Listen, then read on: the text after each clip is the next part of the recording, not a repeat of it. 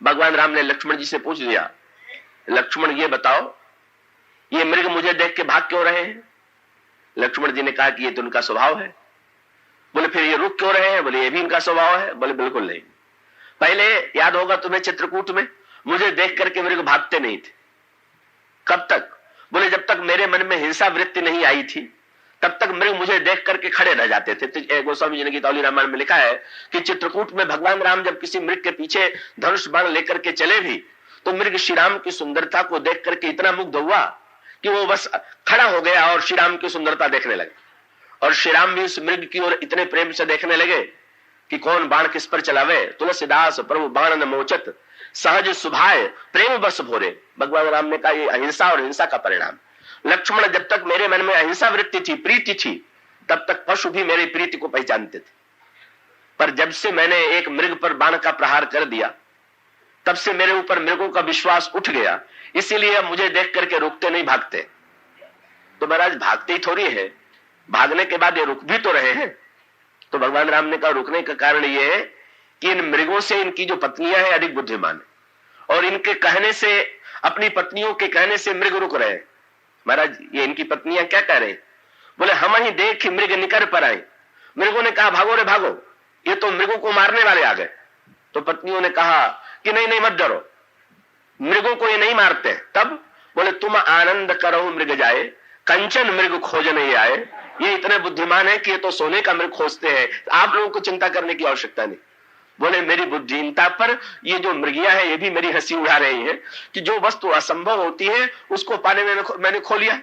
तो भगवान श्री राघवेंद्र जिस समय वासना, प्रलोभन और काम की जो एक दुष्परिणाम है उसको प्रकट करने के लिए रुदन कर रहे हैं और सारा दृश्य बदल गया ना, सब उलट गया। क्या सारा सब कुछ तो उलट गया। क्या इसीलिए जब मारीच ने मरते समय लक्ष्मण जी का नाम लिया और सीता जी ने कहा जाओ बेगी संकट तो व्राता, जाओ तुम्हारे भाई पर संकट पड़ा हुआ।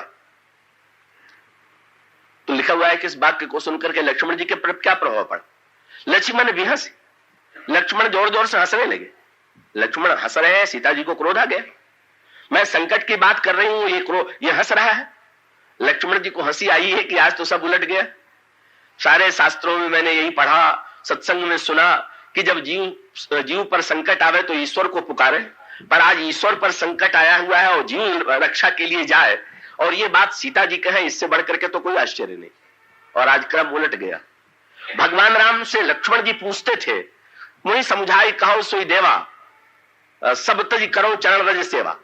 पर आज भगवान राम विलाप कर रहे हैं, लता वृक्षों से पता पूछ रहे हैं, और समझाने की भूमिका किसकी हो रही? बोले लक्ष्मण समझाए बहुभांति। जीव की भूमिका रक्षा की हो गई, जीव की भूमिका समझाने की हो गई।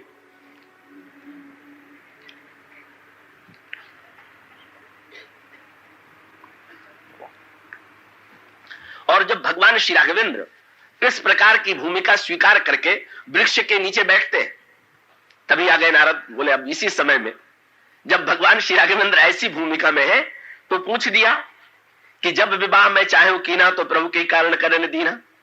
फिर आप पढ़ेंगे कि भगवान राम ने काम के जो दोषों का वर्णन किया है। भगवान राम ने कहा सुन मुनि कहा पुराण स्तुति संता, मोह विपिन का नारी बसंता, जब तप नेम जलाशय झारी, होई ग्रीसम सोखई सब नारी, काम क्रोध मद मत्सर भेका, इनई हरस पद वर्षा एका, दुर्वासना कुमुद समुदायी, तिनका सरद सदा सुखदाई, धर्म सकल सरसीरु वृंदा, होई हिमत नहीं दाही सुख मंदा, पुण्य ममता जवास बहुताई, पलु है नारी शिस्तुरति पाई, बुद्ध बल शील सत्य सब मीना, बंसी समत्रे कहीं प्रवीणा, अवगुण मूल शूल प्रद प्रमदा सब दुखान।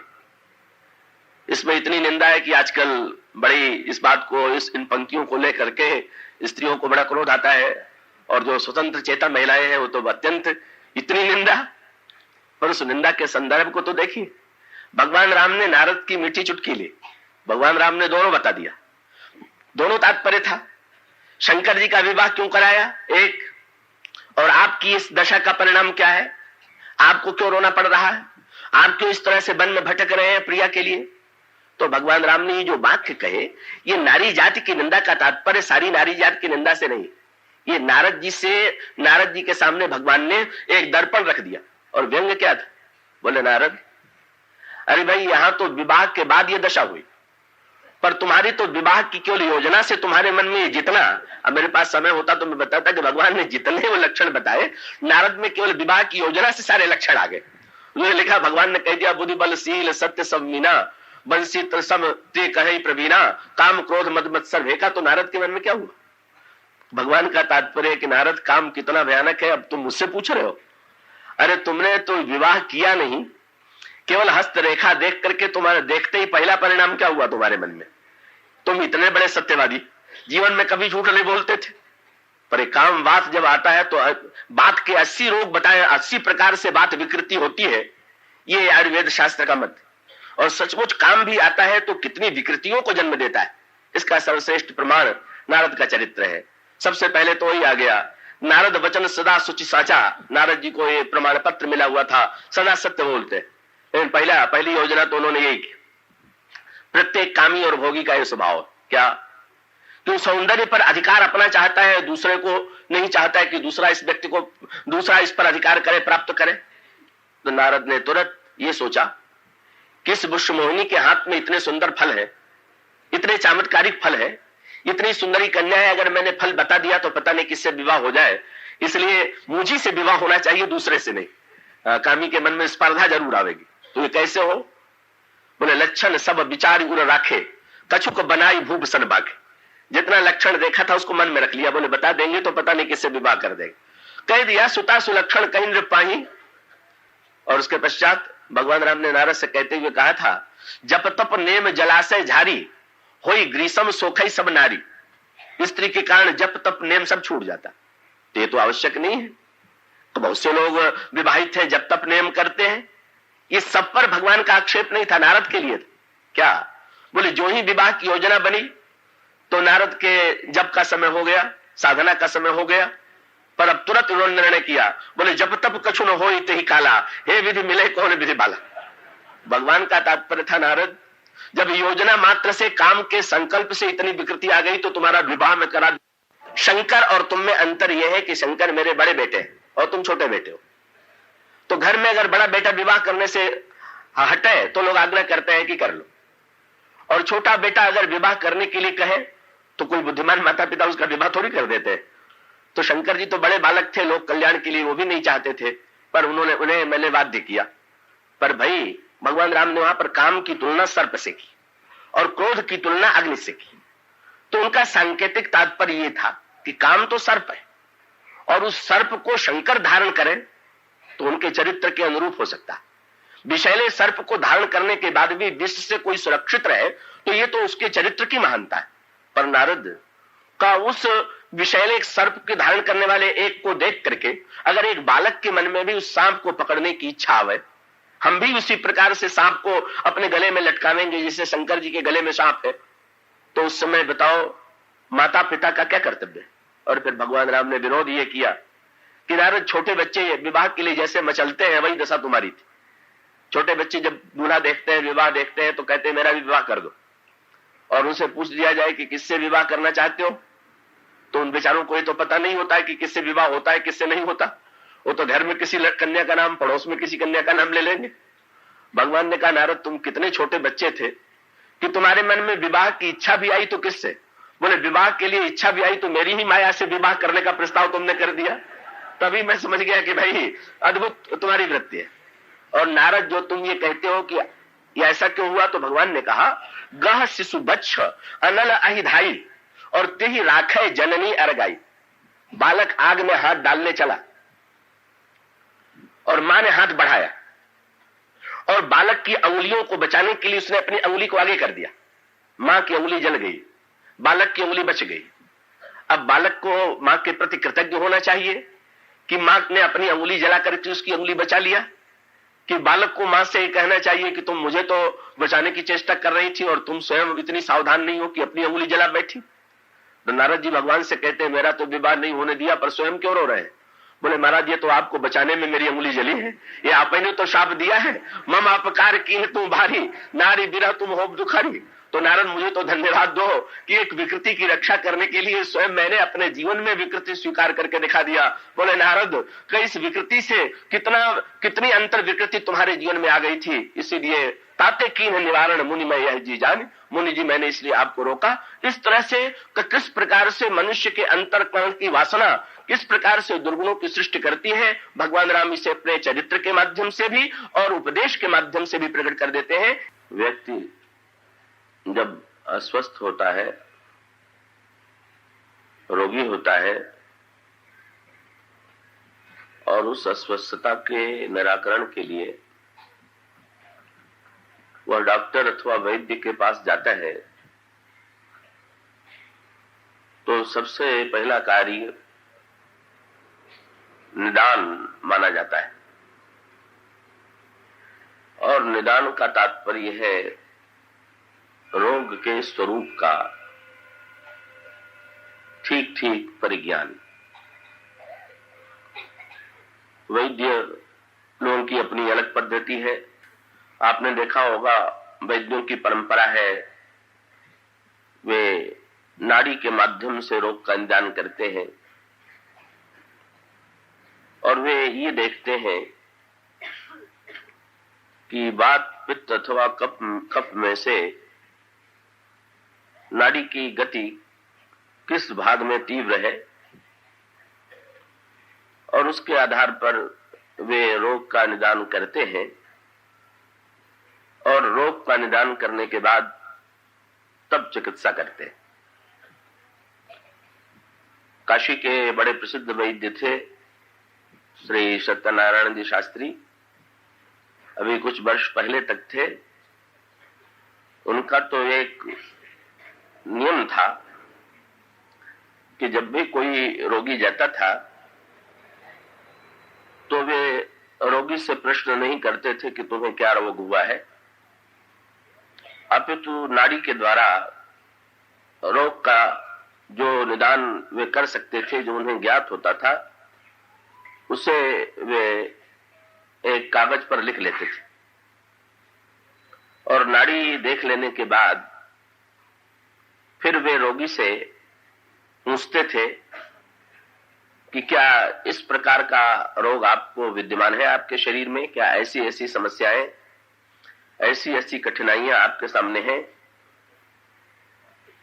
यदि कभी कोई रोगी ये कहे कि नहीं, जो आप निदान कर रहे हैं का वो निदान मुझे तो ठीक नहीं प्रतीत हो रहा है, और ऐसी समस्या बहुधा तब आया करती थी, वे तो रोग के निदान में बड़े कुशल थे। विशेष रूप से कुछ रोग ऐसे होते हैं जो बड़े लज्जाजनक माने जाते हैं शरीर में और जो मनुष्य के दुष्कर्मों के परिचायक होते हैं।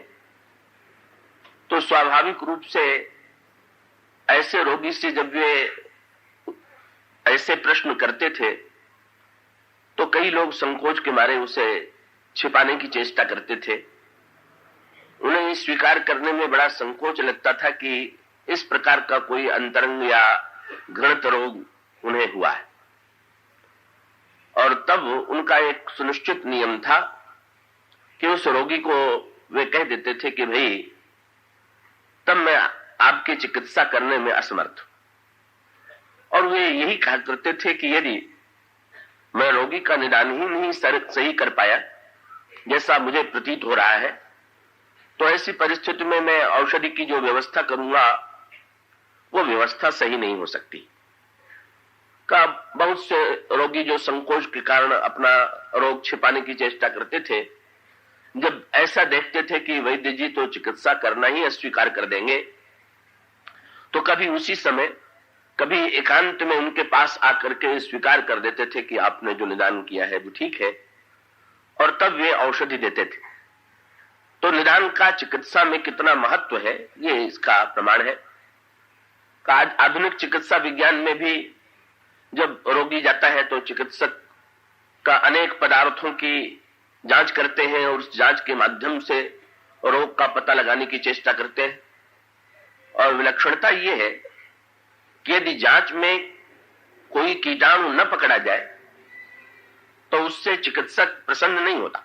मुझसे कई डॉक्टरों ने ऐसा कहा उससे ये नहीं प्रसन्नता होती है कि इसके रक्त में या इसके शरीर में किसी रोग का कीटाणु नहीं पकड़ा गया। उसे लगता है कि यह स्वस्थ व्यक्ति है, तो इसका तात्पर्य यह है कि किसी न किसी प्रकार का कीटाणु तो विद्यमान है ही। पकड़ में न आना ये तो जांच की कमी का परिचायक है, कहीं उसके अभाव का परिचायक नहीं। और यदि रोगी के शरीर में किसी प्रकार के कीटाणु उसे प्राप्त हो जाते हैं तो उसे बड़ी प्रसन्नता इस अर्थ में होती है कि अब उसके लिए चिकित्सा का जो मार्ग है वो प्रशस्त हो गया, खुल गया। तो प्राचीन और आधुनिक दोनों चिकित्सा विज्ञानों में का निदान को अत्यधिक महत्व दिया जाता है और निदान में किसी भी रोग का पकड़ में आ जाना एक प्रारंभिक कल्याण का मार्ग है। तो यहां पर भी मानस रोगों का जो वर्णन किया गया है, आजकल बहुधा जो श्रोता मुझसे मिलने के लिए जाते हैं वे बड़े घबराए से रहते हैं, कहते हैं कि सुन करके तो बड़ी घबराहट लगती है, ये बातें सुन करके तो बड़ी विचित्र सी अनुभूति होती है।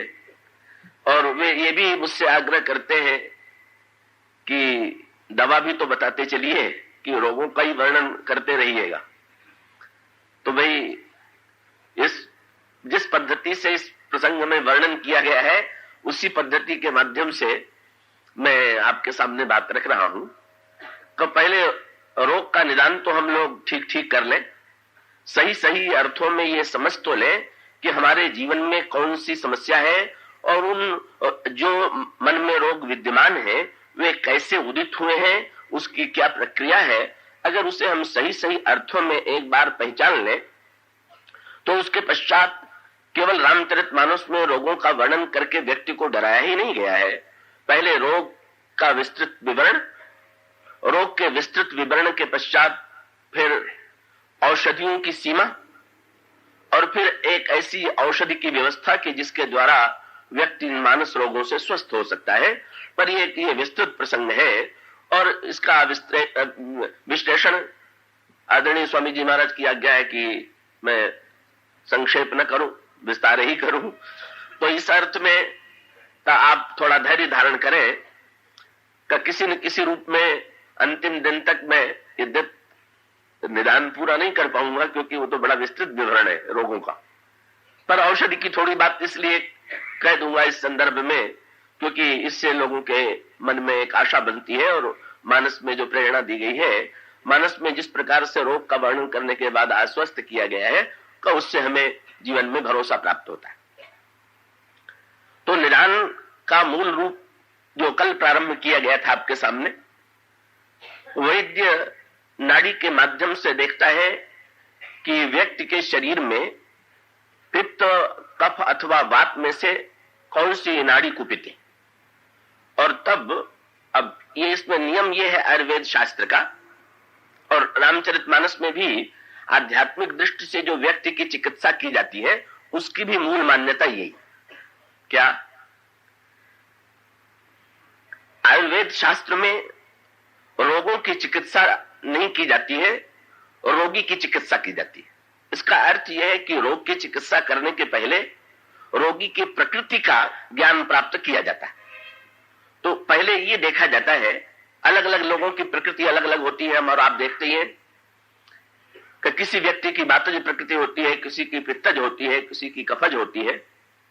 तो औषधि देते समय वैद्य लोग प्रकृति का ध्यान रख करके दवा देते हैं। तो ठीक इसी प्रकार से मानवीय प्रकृति में भी विभिन्न दोष विद्यमान, पर विभिन्न दोषों के होते हुए भी प्रत्येक व्यक्ति के जीवन में किसी न किसी दोष की मुख्यता होती है। तो ये स्पष्ट दिखाई देता है, ये हम सबको अनुभव होता है। कई व्यक्तियों को क्रोध बहुत आता है, कई लोगों को क्रोध नहीं आता, पर कई लोगों के जीवन में काम वासना की प्रधानता दिखाई देती है। और कई व्यक्ति ऐसे होते हैं कि जिनमें क्रोध नहीं दिखाई देता है, पर लोभी प्रकृति लोभ अत्यंत उग्र मात्रा में विद्यमान रहता है। तो मूलतः व्यक्ति का जो विभाजन किया गया मानस दृष्टि से, वो ये कहा गया कि मूलतः व्यक्ति तीन प्रकार के, और उन तीन प्रकार के व्यक्तियों में ही का अलग अलग रोगों का जन्म होता है और फिर उसी की विकृति से, एक या दो या तीन की विकृति से नए नए मानस रोगों का जन्म होता है। और जब इस तरह से हम पहले व्यक्ति की प्रकृति को समझ ले तो चिकित्सा सरल हो सकती है। तो अब रामायण के भी जो विशिष्ट पात्र हैं उनके जीवन में आप पाते हैं, कुछ पात्र जो है अत्यंत शांत हैं, कुछ पात्रों के जीवन में अलग अलग। ये रामचरितमानस क्या है, अगर चिकित्सा के संदर्भ में देखिए तो इसमें विभिन्न रोगियों का वर्णन किया गया है और उन रोगियों में कुछ रोगी ऐसे हैं कि जो स्वस्थ हो जाते हैं और कुछ लोग रोगी ऐसे होते हैं कि स्वस्थ नहीं हो पाते। तो जो विभिन्न रोगियों के दृष्टांत दिए गए हैं उन दृष्टांतों के माध्यम से मानो हम सबको ये बताया गया है कि कैसे व्यक्ति किस प्रकार के व्यक्ति स्वस्थ हो जाते हैं और किस प्रकार के व्यक्ति उनकी अस्वस्थता दूर नहीं हो पाती। तो अभी जो विविध पात्र हैं उनकी अस्वस्थता का वर्णन है।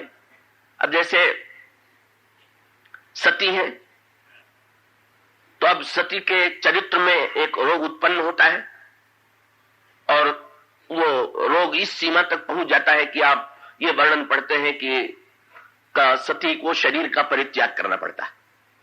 तो मूल रोग उसको अगर व्यवहारिक भाषा में कहें तो एक रोग हो जाता है पीलिया, जिसमें नेत्र में पीलापन आ जाता है और ये पीलिया जब बहुत बढ़ जाता है तो फिर व्यक्ति को सारी वस्तुएं पीली दिखाई देने लगती है। वस्तु तो जो की त्यों होती है पर उसकी आंखों का रंग बदल जाने से उसे वस्तु भी बदली हुई दिखाई देती है। तो सती के जीवन में इसी मानसिक पीलिया का उदय होता है। कभी वन में भगवान राम को श्री सीता जी के वियोग में विलाप करती हुई देखती हैं और भगवान शंकर जब ईश्वर और सच्चिदानंद कह करके भगवान राम को दूर से प्रणाम करते हैं तो वे चकित हो जाती हैं, क्योंकि राम उन्हें अत्यंत एक साधारण व्यक्ति दिखाई देते हैं जिनमें कहीं ईश्वरत्व का कोई साक्षात्कार उन्हें नहीं होता। अब परिणाम यह होता है कि भगवान शंकर चाहते यह है कि सती को ये जो रोग हुआ है ये रोग किसी प्रकार से दूर हो, लेकिन भगवान शंकर जैसा कुशल चिकित्सक होने पर भी सती का रोग दूर नहीं होता। कम से कम अगर दूर भी होता है तो पूरा एक शरीर, एक जन्म विनष्ट हो जाने के पश्चात जब वे नया जन्म प्राप्त करती हैं तब कहीं उनके गोस्वामी जी ने जो संकेत कहा, भगवान शंकर ने इसी की ओर वर्णन करते हुए पार्वती जी से संकेत किया कि पार्वती मैं क्या कहूं, तुम पूर्व जन्म में भी मेरी ही प्रिया थी और तुम्हारी समस्या जो थी वो समस्या वस्तु की नहीं थी, तुम्हारी दृष्टि की थी। और तब उन्होंने वो पंक्ति कही जो आपने पढ़ा होगा, जो आप रामचरितमानस में पढ़ सकते हैं, नैन दोष जाकह जब होई तो प्रीत वर्ण ससिका कह सोई। जब किसी व्यक्ति के नेत्र में दोष आ जाता है तो उसे चंद्रमा पीला पीला सा प्रतीत होने लगता है। इसी प्रकार से रामचंद्र में भी तुम्हें जिस प्रकार से दोषों का दर्शन हो रहा था उसका तात्पर्य यही था कि तुम्हारी दृष्टि में विभ्रम आ गया था और उस विभ्रम के पश्चात फिर वहां एक बड़ा सांकेतिक क्रम, अगर स्वस्थ नहीं हुई तो क्यों नहीं हुई। आप जो नित्य कथा सुनते होंगे और थोड़ी कथा याद रखते होंगे, इतना सरल तो नहीं होता, अधिकांश लोग तो सुन करके तत्काल आनंद लेकर के भूल जाते हैं, लेकिन आपको में से जिन लोगों को ध्यान होगा तो एक बात कही गई थी और आयुर्वेद के संदर्भ, वैदिक के संदर्भ में भी सही है और शरणागति के संदर्भ में भी सही। तो रोग की चिकित्सा के लिए सबसे पहली आवश्यकता किस बात की, कि व्यक्ति अपने रोग का अनुभव करे, अपने को रोगी स्वीकार करे और रोगी स्वीकार करने के पश्चात वैद्य के सामने निसंकोच भाव से अपने रोग को स्वीकार करे। अब सती भगवान शंकर की प्रिय पत्नी है और भगवान शंकर आध्यात्मिक दृष्टि से वैद्य है, क्योंकि जैसे शरीर के रोगों को वैद्य दूर करता है इसी प्रकार से मन के रोगों को गुरु दूर करता है। तो अन्य गुरु जो होते हैं वो तो कुछ लोगों के गुरु होते हैं, पर भगवान शंकर की तो उपाधि है कि वे त्रिभुवन गुरु है। तुम त्रिभुवन गुरु वेद बखाना आन जीव पामर का जाना। और उसका अभिप्राय कि संसार के सर्वश्रेष्ठ वैद्य की पत्नी थी सती, पर बहुत पते की बात बताई गई क्या, कि बहुत बड़े वैद्य की पत्नी हो जाने से या उलट करके कहें तो बहुत बड़े गुरु का शिष्य हो जाने से रोग दूर नहीं हो जाते। ये उसमें सती जी के संदर्भ में बड़े महत्व की बात। क्यों? तो वहां पर उनकी मानसिक स्थिति गोस्वामी जी ने बताई। वहां तो यह वर्णन आता है कि रोगी अपने रोग को छिपाना चाहता है, वैद्य समझ गया कि रोग है और वैद्य ने बताने की चेष्टा की कि तुम्हें रोग हो गया। तो वर्णन आता है कि जिस समय सती के अंतःकरण में संशय का रोग उत्पन्न हुआ, भ्रम का रोग उत्पन्न हुआ, उन्होंने बड़ा सरल उपाय यह था कि वैद्य को ढूंढने के लिए कहीं दूर भी नहीं जाना था। ये गरुड़ अस्वस्थ हुए तो वैद्य को ढूंढने के लिए कितनी यात्रा करनी पड़ी, इसका वर्णन आपको उत्तरकांड में मिलता है। और न जाने कितने वैद्यों के पास भटके।